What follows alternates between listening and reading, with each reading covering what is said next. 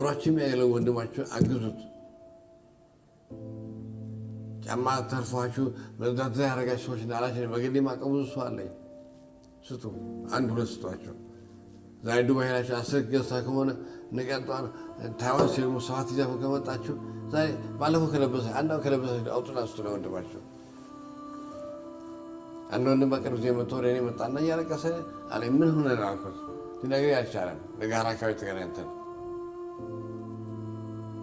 በጣም ያለቅሳል።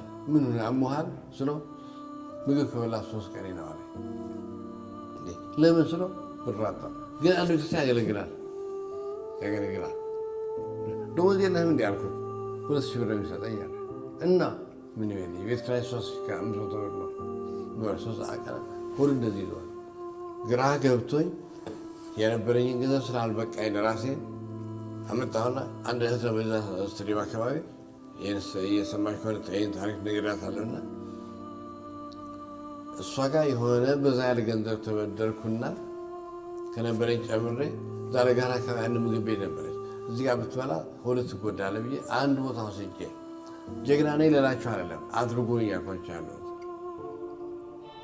ወስደን በሶ በጥብጠን ካለማመነው በኋላ እሱ ከጠጣ በኋላ ከግማሽ ሰዓት በኋላ ምግቡ በላ።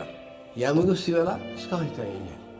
እስካሁን እንዴት ተሻምቶ እንደበላ ልገልጸው መማርች ነገር ምን ያህል እንደተራበ እሱ።